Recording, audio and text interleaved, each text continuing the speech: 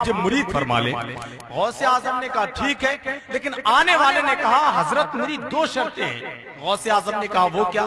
اس نے کہا پہلی شرط تو یہ ہے کہ میں نماز نہیں پڑھتا ہوں، وہ نہیں پڑھوں گا۔ دوسری شرط یہ ہے کہ چوری کرتا ہوں، چوری کرنا بھی نہیں چھوڑوں گا۔ غوث اعظم فرماتے ہیں اور تم مجھ سے مرید ہونا چاہتا ہے؟ کہا ہاں، مرید آپ سے ہی ہونا ہے اور آپ کو ہی کرنا ہے، کہیں اور جانا بھی نہیں ہے۔ غوث اعظم نے ہاتھ اٹھائے اور کہا مولا اس کو نماز کی توفیق عطا فرما، چوری سے بچنے کی توفیق عطا فرما۔ غوث اعظم فرماتے ہیں ایک شرط میری ہے۔ اس نے کہا سرکار دو شرطیں آپ مانتے ہیں، ایک میں مان لوں گا۔ غوث اعظم فرماتے ہیں جہاں اذان کا وقت ہوگا وہاں تجھے اذان پڑھنی ہوگی۔ کہا ٹھیک ہے، یہ کتنی بڑی بات ہے۔ مرید کیا، کرنے کے بعد گھر پر گیا، گھر پر جانے کے بعد اذان پڑھتا۔ ظہر کا وقت ہوتا اذان پڑھتا، عصر کا وقت ہوتا اذان پڑھتا۔ ایک دن ہو گیا، دو دن ہو گئے، تین دن ہو گئے۔ اس کی بیوی نے کہا چوری وغیرہ کرنے جاتے تھے، کیا ہوا؟ سارا گھر کا مال ختم ہو گیا؟ یہ کون سا کام اپنا لیا ہے تم نے؟ نہ مسجد جاتے نہ گھر میں نماز پڑھتے، اذان پر اذان دیے جا رہے۔ تو اس نے کہا کیا بتاؤں، میرے شیخ نے ایسے کام پر مجھے لگایا ہے کہ چوری کا ٹائم ہی نہیں مل پا رہا۔ انہوں نے دو شرطیں میری مانی ہے، اب مجھے ایک تو ماننی ہی پڑے گی، ہے نہیں؟ تو ایسا کام ہے یہ اذان کا کیا ہے اور مجھے ماننا ہے، لیکن چوری کرنے نکلتا ہوں، دیکھتا ہوں کہ اذان کا وقت ہو جاتا ہے۔ غوث اعظم نے کہا ہے کہ یہ شرط ماننی ہے، جہاں اذان کا وقت ہو جائے وہیں اذان پڑھنی ہے۔ اس کی بیوی نے کہا کچھ تو کرنا ہوگا۔ بولا ٹھیک ہے، ٹائم نکالتا ہوں۔ رات کی تاریکی میں بغداد شریف میں جو سب سے امیر تھا اس کے گھر پر دیوار ٹوٹ کر پہنچتا ہے اور وہیں پہنچتا ہے جہاں خزانہ رکھا ہوا ہے۔ خزانہ بھرتا ہے، اپنے تھیلے میں چلنے والا ہی ہوتا ہے کہ دیکھتا ہے فجر کی اذان کا وقت ہو جاتا ہے۔ اس نے کہا غوث اعظم نے کہا تھا جہاں اذان کا وقت ہو جائے، اب مجھے تو شرط ماننی ہے، دونوں نے مانی ہے میری۔ وہیں پر سامان رکھا، اسی گھر پر اذان پڑھنا شروع کر دی۔ سبحان اللہ بول دیں۔ گھر کے لوگوں نے اپنے گھر میں اذان کی آواز سنی تو خوشی میں اچھل پڑے، بولے اٹھو آج گھر میں لگتا ہے اللہ کا ولی داخل ہو گیا۔ بول دیں سبحان اللہ، بولے لگتا ہے آج گھر میں اللہ کا ولی داخل ہو گیا۔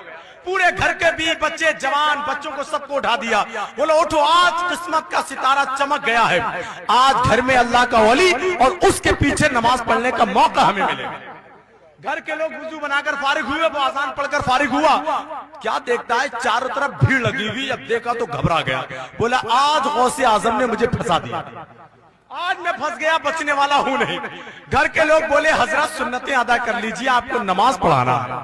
اتنا سنا تو جان میں جان آئی، فوراً سنتوں کی نیت باندھ لی اس نے، اور باندھنے کے بعد جیسے ہی سنتیں پڑھ کر فارغ ہوا تو کیا دیکھتا ہے اس کے پیچھے دو صفیں لگی ہوئی ہیں۔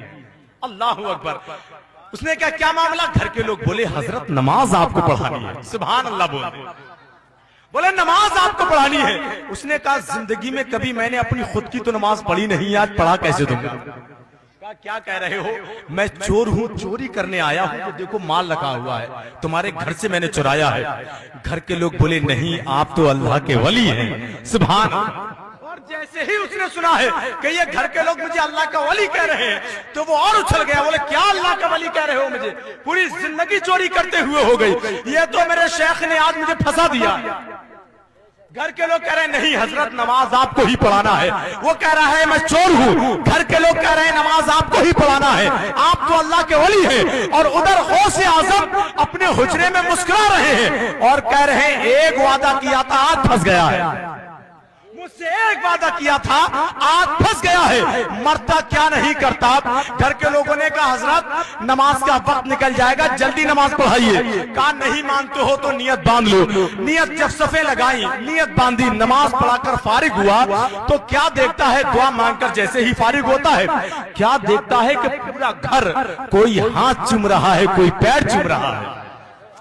زندہ ہے تو اپنے زندہ ہونے کا ثبوت سبحان اللہ کہہ کر دیجیے۔ تو آنے والا جملہ جو چور نے کہا تھا اس کو سن کر نعرہ لگانے والے نعرہ لگائیں گے، سبحان اللہ کہنے والے سبحان اللہ کہیں گے۔ کوئی ہاتھ چوم رہا تھا، کوئی پیر چوم رہا تھا اور وہ کہہ رہا تھا واہ غوث اعظم، واہ غوث اعظم، زندگی میں ایک وقت کی نماز میں نے پڑھی ہے تو پورا گھر میرے ہاتھ اور پیر چوم رہا ہے، اگر پانچوں وقت کی نماز پڑھنے لگا تو پوری دنیا میرے قدموں میں جھک جائے، پوری دنیا